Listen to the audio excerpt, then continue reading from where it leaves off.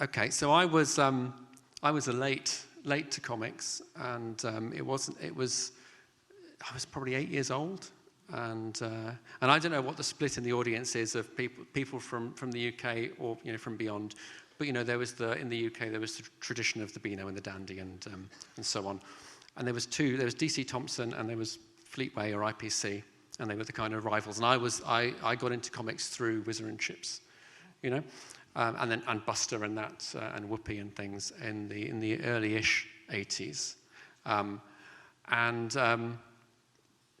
well, I mean, it's quite a short story, really, because it was through the kind of those weekly comics, and then it was on to Transformers UK, which we'll talk about in a minute. But there was always, as a kid, in sort of my generation, you were either a Marvel UK kid or a 2000 AD, kid. A bit like BBC and ITV, actually. And so it was. Yeah, we'll talk about it a bit more. But I was into the sort of the Marvel thing because 2000 AD. And if Nick was here, he would echo this. That was kind of for bigger boys. That was always slightly edgier, at one point anyway. So yeah, that was me. But what about you?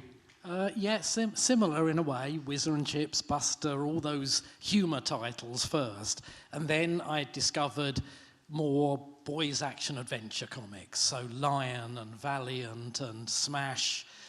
And these were the comics that I really kind of empowered me and just made me think, wow, this is superb. It's great storytelling. It's exciting.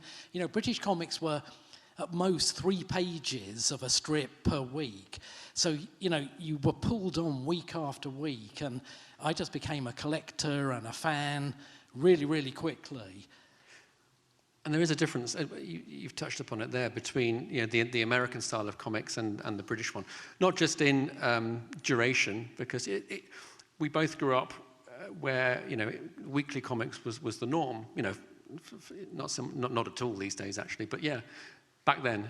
And there would be so many, proportionate to the size of the UK, there were so many titles, yeah. Yeah, I mean, the comics industry was huge here, really. I mean, it's so small now, really, when you go into a W.H. Smith and look at the comics rack. But back then, there were shelves and shelves of comics, everything, boys' comics, girls' comics, everything in between, preschool comics, I mean, it was a massive amount of selection. And in the end, you just had to kind of slightly specialise, if you like. You couldn't possibly, pocket money-wise or whatever, buy everything. So I very quickly just got favourites, I guess, that I stuck with. I mean, yeah, the circulation back in those days, I mean, Beano and Dandy at their peak would sell over 1 million.